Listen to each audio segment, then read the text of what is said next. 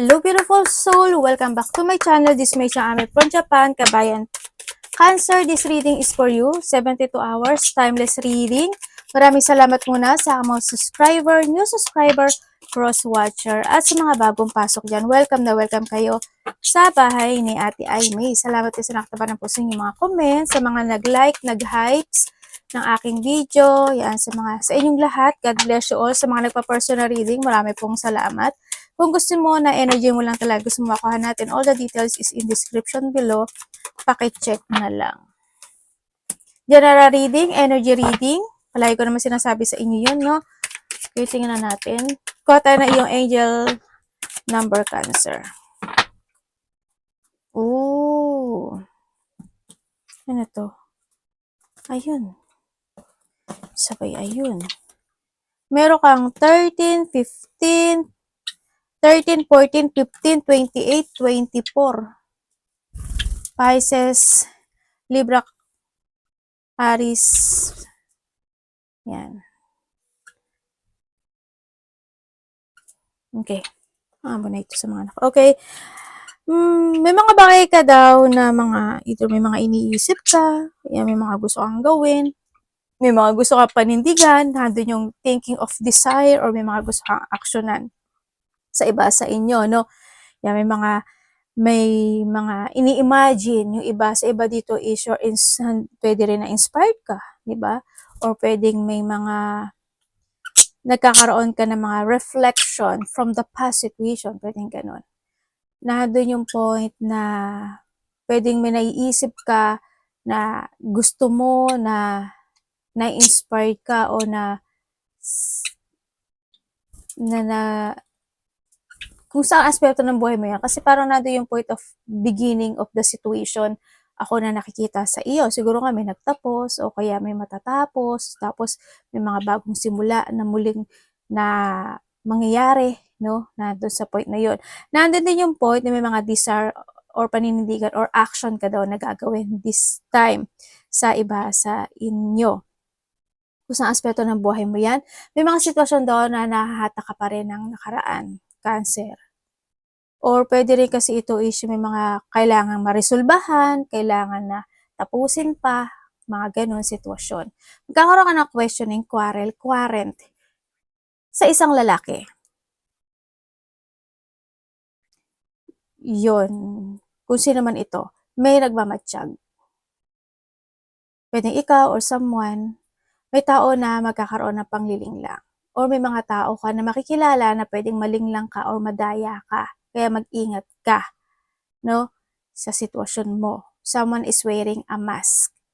Ando din yung point na nandun yung pagiging leadership mo, no? Cancer, sa nakita ko dito. Kung you have an ability, ganyan. Pwede rin kasi na may mga business ka, malaki o maliit, o kung sa trabaho yan, nahando yung pagiging leader mo, ganyan. O meron ka mga pamumunuan na sitwasyon. Or sa iba sa inyo is you need to protect yourself, no?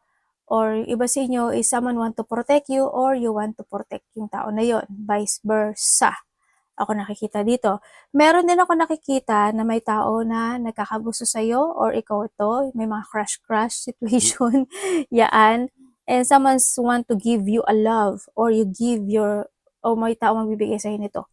Pero mag-ingat ka pa rin, ano? Kasi hindi naman lahat is trusted din. At mag-trust ka sa intuition mo. Yun. Sa iba sa inyo, kasi may tao nagsisinungaling eh. May cheating ha. Maraming ibig sabihin ang cheating. Pwedeng kapatid mo, pwedeng magulang mo, pwedeng karelasyon mo, pwedeng kasama mo sa trabaho, ganyan. May cheating ako na nakikita dito. Sa iba sa inyo is there's a new member of the family. Basta connection to ha. Halimbawa, yung may alaga ka, 'di ba? Na nabuntis, mabubuntis or manganganak, o kaya is meron kang kamag-anak or ikaw, 'di ba? May mga ganong sitwasyon. Ako nakikita. O baka naman may titira sa inyo, 'di ba? Na for a while, pwedeng basta may mga ganon, may mga new member of the family or new member sa'yo. New member sa'yo, ano ba yun? Basta may mga new beginning happen. Meron nga ako nakikita na parang nandun yung point of may mga paglalaro na sitwasyon. Siguro when it comes sa sitwasyon mo, sala sa init, sala sa lamig, o nandun yung point na may mga bagay ka na naiisip na nakakapagpapa saya sa'yo when it comes to your desire. Pwedeng nandun sa point na yun. Yun ang nakikita ko dito. Hoy, protektahan niyo yung finances niyo. Also yourself. Tignan natin. Baka nakita ka ng repeating numbers or nakita ka ng ganitong number or related sa ito ha. Wow, ito mo endless cycle oh. And the good time. Sabi ko sa'yo, may playful situation eh. Ito na nga yun. 2, 3, 2, 3, 2. Uy, kompleto siya lahat oh. 4, 4, 4 oh. Oh, completion. Completion yan. Okay. Cancer. You know your mission this time, nandun yung point na you are more on focusing to your mission, to your goals, ang nakikita ko sa'yo dito.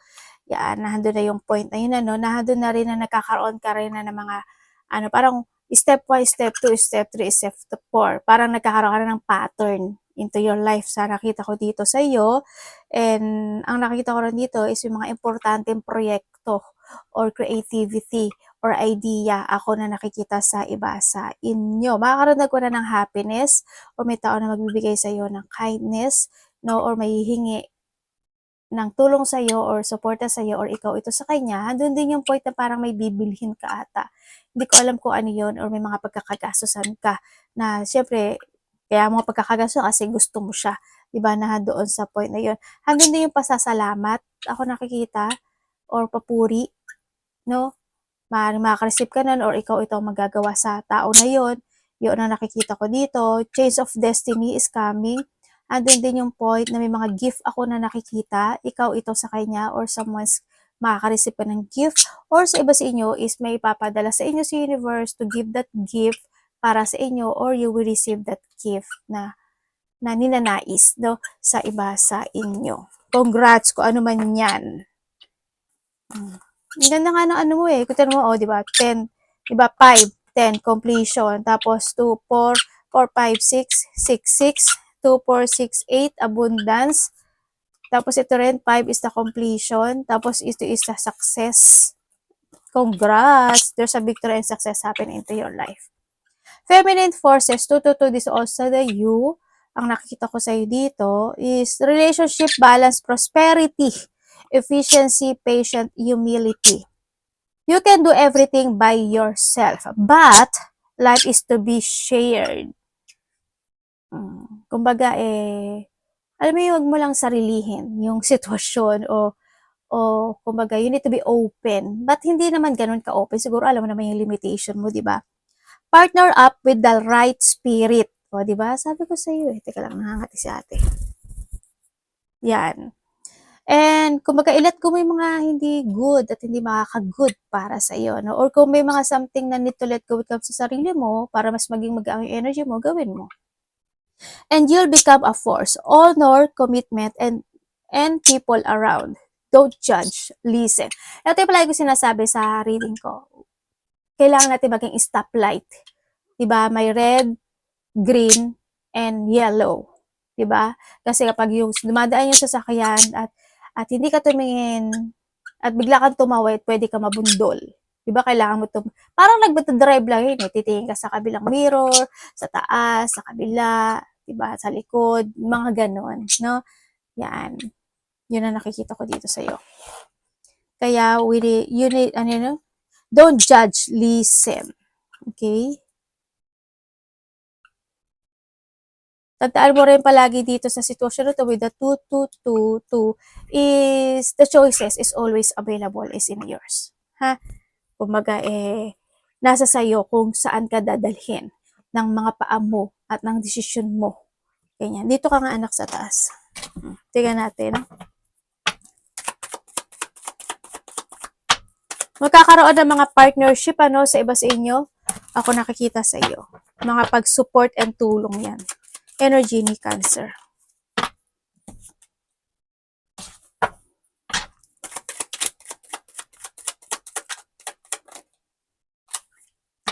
Uy, completion nga.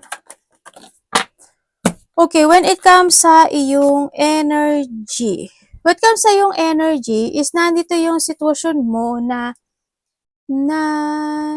merong mga bagay na pagpupursigihan mo. Yun ang nakikita ko. Parang meron ka mga susumuungin na mga battle situation and then pagpupursigihan mo yun. Parang nandun sa point na yun. And then also, ang nakikita ko rin sa yung energy is andun din yung point na you are ready to achieve something or you are ready to be stable in life. Yun nga lang may mga time lang na hindi ko alam kung delay siya or i-delay mo siya or napanghihinaan ka lang ng loob.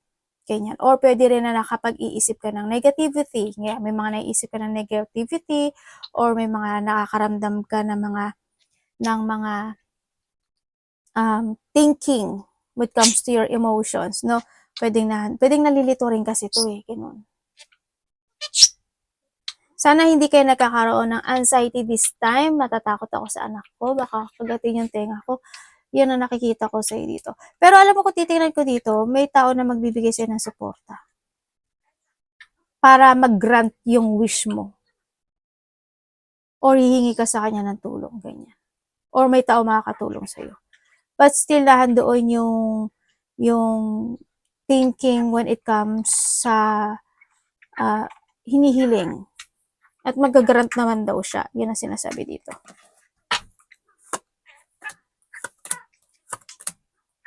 Kailangan mo lang talaga magpursige, no? Sa iba sa inyo. Sana wala kayong anxiety.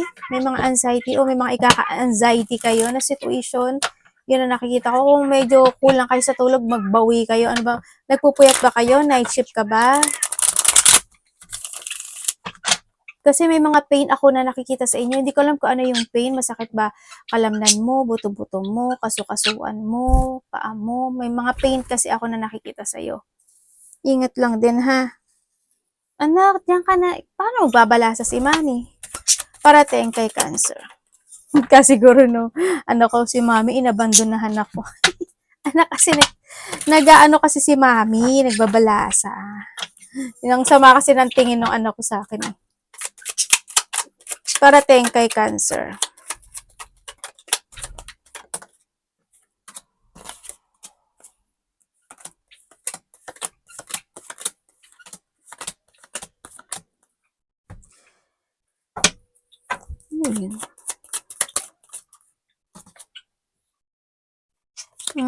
Okay. Parating sa iyo is, ang nakikita ko sa iyo dito, Cancer, is maaring nandun yung shifting situation, ano? Yan, siguro may mga itatry ka na mga new path, mga ganyan. Sa iba sa inyo may mga traveling, malayo man o malapit, may mga holiday, vacation, resting time, parang magpapahinga ka ata iba. May mga excitement din ako na nakikita sa iyo. Andun din yung point na parang magkakaroon ng mga pagchichill-chill no? May mga gathering situation, yan. Actually, meron din dito pregnancy situation, baka may mga pupuntahan ka na ganun, o may mga pag-uusapan related to pregnancy, married, mga ganyan, or happiness, no, sa iba. May mga joy and happiness and collaboration kasi ako na nakikita sa iyo. Parating din sa iyo is, hindi ko lang alam, sa iba kasi sa inyo, either you're starting na pumasok sa social media or you're in a social media na, no? Pwedeng nahandun sa point na yon. Yun na nakikita ko sa iba sa inyo. Or baka magta-try ka na, di ba? Maglalagay ka na ng mga social media na meron ka, Facebook, TikTok, Reels, kung ano man yung meron na yan, YouTube, something, or baka gusto mo na mag-umpisa, or pwedeng meron ka na nun, pero itutuloy mo na siya muli, pwedeng na doon sa point na yun. Or sa iba sa inyo is meron kayo mga iba try na mga bago. No, you're trying new path situation. Ganon. And then, ang nakikita ko rin na parating sa iyo is meron pang mga tension na hindi pa nare-resolbahan dito sa sitwasyon mo. Sa nakita ko dito. Yun. And maaring yun yung mga paninindigan mo this time. Sa base inyo, mahilig kayo mag-research or may mga aaralin kayo, nag-aaral, may pag-aaralan, aalamin sa siyasatin or nandun yung point na mahilig lang talaga kayo sa pagre-research na mga bagay kasi thirst of knowledge kayo, pwedeng nandun sa point na yon.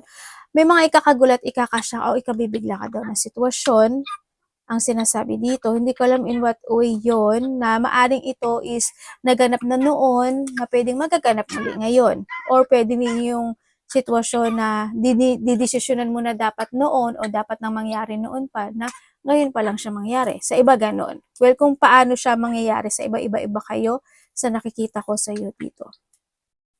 Anak, baba ka muna. Oy, may opportunity na darating sa iyo. Oy, maraming opportunity darating sa iyo. Instant. As in. Andito rin yung paglaya sa isang sitwasyon mo sa buhay mo. Sa nakita ko dito, end of a cycle situation, may mga pagsasaayos, isinasaayos o isasaayos. Ako nakikita, actually sa iba dito, there's a renewal o may mga, sa iba naman is mag-o-open. May mga mag-o-open na door para sa iyo or opportunity yun ha. Sa iba dito may paglipat. Maraming ibig sabihin ng paglipat na sitwasyon ha. Halimbawa, lilipat ka ng bahay for a while, lilipat ka ng tirahan for a while, lilipat ka ng trabaho, lilipat ka na totally ng bahay, or may mga sitwasyon na matatapos ka, kaya handun yung paglipat, diba? Yung mga ganong sitwasyon. Or someone. May paglipat ako nakikita sa iba sa inyo. New beginning din, syempre. Tulad ng sabi ko kanina. Tingnan natin, dapat iwasan.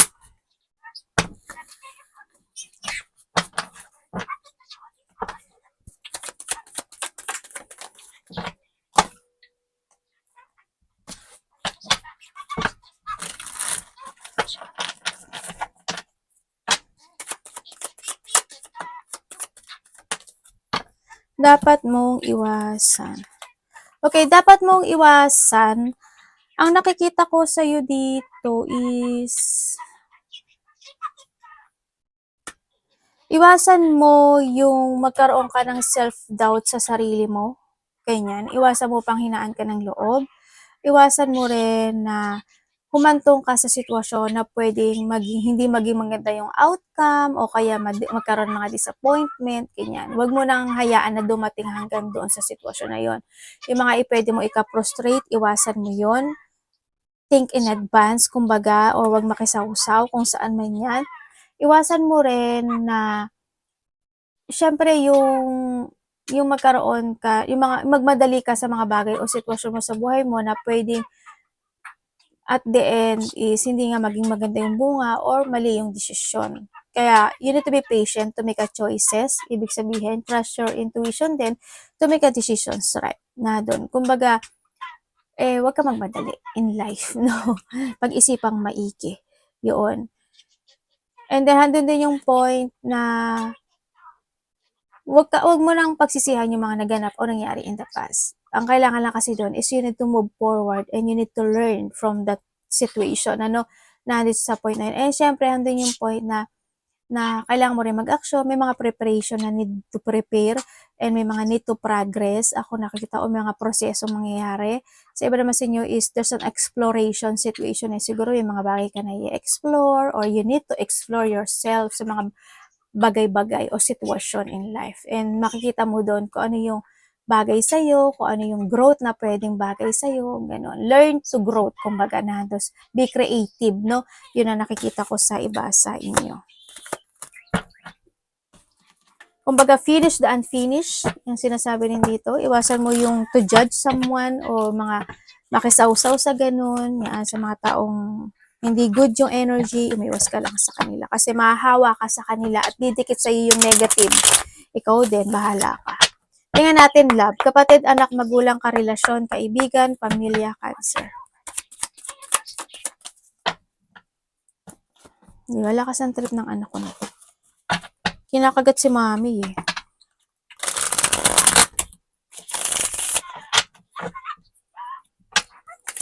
Love.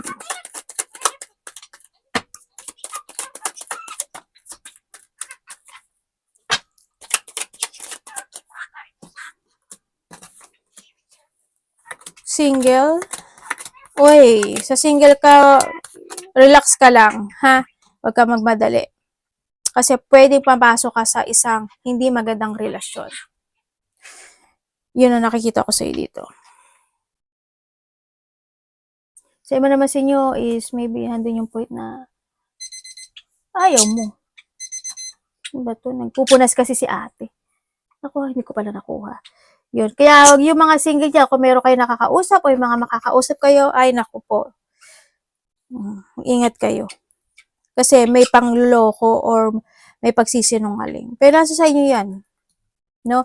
Okay, kung kayo naman is nagkahiwalay, yes, nagkaroon ng paghihiwalay dahil din kasi ito sa pagsisinungaling at nagkaroon ng third party. Nagkaroon kasi ng attraction sa iba sa nakikita ko dito. Sa iba sa inyo, same page, same page, ano yun, same, alam mo, babae sa babae, lalaki sa lalaki, mga ganyan, no? Yun nakita ko. Yun. And then also, ang nakikita ko rin dito is, yun nga, nagkaroon ng pag-betray, nagkaroon ng pag-manipulative, or nagkaroon talaga ng panglilinglang. Yan ang nakikita ko sa iyo dito. Mas naging ano kasi, malihim talaga yung isa sa inyo. Yun. You put effort naman, or vice versa, pagdating sa connection, yun nga lang, wala napaamo ka niya, di ba? Nakuha niya yung loob mo hanggang sa dumating na wala. Naloko ka. Ganun lang yun. Pero kung titignan ko dito, gusto niya pa rin na ng union sa iyo. Yan din yung apology na sinasabi niya, no? Pero ang nakikita ko dito sa kanya, medyo wag na lang din siguro. Pero nasa sa iyo to, ha? Yun na nakikita ko sa kanya. Nasa iyo. Kasi baka mangyari uli yung dati. Well, it's your choice. Kung kayo is may third party relationship, well, alam mo naman no, na ganun no? Na nagkakaroon na ng ganun. So, nakikita ko sa iyo dito, hindi na rin naman kayo nagkakaintindihan, di ba? Andun din naman yung point na, well, nasa ito, malihim din kasi yung isa sa inyo, malihim. Kumbaga, nagkakaroon na kayo ng nagkakaroon din kayo ng mga resetting. Pero, it's your choice, no? Ako nakikita sa iyo kung anong balak mong gawin sa relasyon na to. Pwede naman din na inilaya mo yung sarili mo, di ba? Pero kayo pa rin, yung mga ganong sitwasyon. Nagpo-focus na rin siguro isa sa inyo sa isa't isa. May mga pinagpo-focusan na rin siguro. Kung wala naman kayong third party, pero alam nyo naman siguro kung may third party, no? Alam nyo yung gagawin nyo, kumbaga. Kung kayo yung third party, syempre, alam nyo na yung lugar nyo. Ganun lang yun. Diba? Wag lang masyadong demanding. Sabay si ate salbahe. Hindi ganun lang yun, 'di ba? Oh. Ano ba tawag dun? Oh, di wag masyadong mag-demand. Dapat alam yung posisyon. At saka pag sinabi niyo naman sa akin na hindi ka third party pero wala na sila.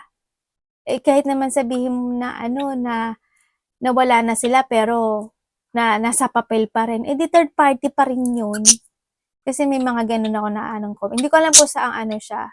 Saang zodiac. Pero may nabasa akong ganun. Well, it's your choice. Kasi alam mo naman na love is blind. Ano ba yan, anak? Nagkabaksak-baksak na Alam ko na may nararamdaman nyo rin, syempre. Tao din naman ako. Diba? It's our choice. Diba? Yun lang yun. And then, kung wala naman kayong third-party relationship, you try to make it balance this connection. Handi yung pagiging matatag at handi yung pagkakasundo. Pero, darating daw yung point na may magsisinungaling sa inyong dalawa. At hindi kayo magkakaintindihan, darating yung time na yun. O pwede may mga pag-aawayan talaga kayo. Yun ang nakikita ko dito sa relasyon. Hindi ko alam what way Pero, mayroong mangyari. Tingnan natin yung money mo. Haba mo lalay pasensya mo. Well, natural kasi sa relasyon yung pag-aaway. Alam niyo yun? Yung hindi pagkakaintindihan, yung hindi kayo magsi-same page sometimes. Ganun talaga. Yun yung mga pagsubok sa buhay. Your money, Cancer.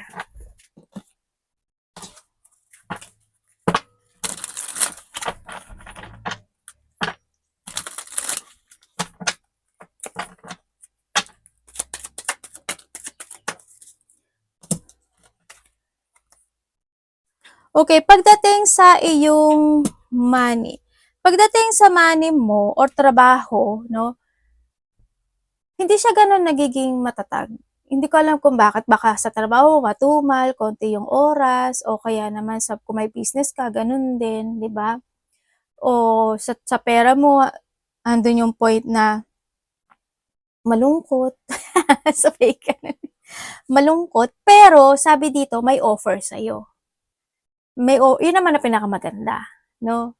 Pero nasa sa'yo yun ha, yung offer na yun kung i-a-accept mo siya, kung aaksiyunan mo siya. Pero may offer na magaganap sa'yo related para maging maganda yung kaperahan mo. And you need to accept that. Kasi there's a victory and success happening to your life. Sa iba naman sa inyo is may tao na magbibigay sa'yo ng suporta pagdating sa pera or trabaho man yan, or ikaw ito sa kanya, or may hihingi sa'yo. Yun, basta yung iba sa inyo is may offering situation ako na nakikita sa'yo. Kaya sa iba, ingatan nyo lang din yung pera nyo, no? Kasi medyo nagiging low energy yung pera sa nakikita ko dito. Nai-stuck, kumbaga, nandun yung point na yun. Pero magkakaroon ka doon ng dissatisfaction pagdating sa trabaho or kaperahan. Or pwede rin siya pwede rin siya related sa isang babae. Ganyan. Basta may konting frustration na magaganap sa trabaho or sa pera. Or malilito ka, mga ganyan. Halimbawa, may offer sa'yo, dalawa pala. Ay naku, alin ang pipiliin mo doon, di ba? Yung mga ganun sitwasyon. Or may mga frustration or pagkalito situation, mga ganyan. Kuhanin mo lang yun sa'yo doon ha. Ina-explain ko lang para mas maintindihan ng iba. Arigato namaste, God bless.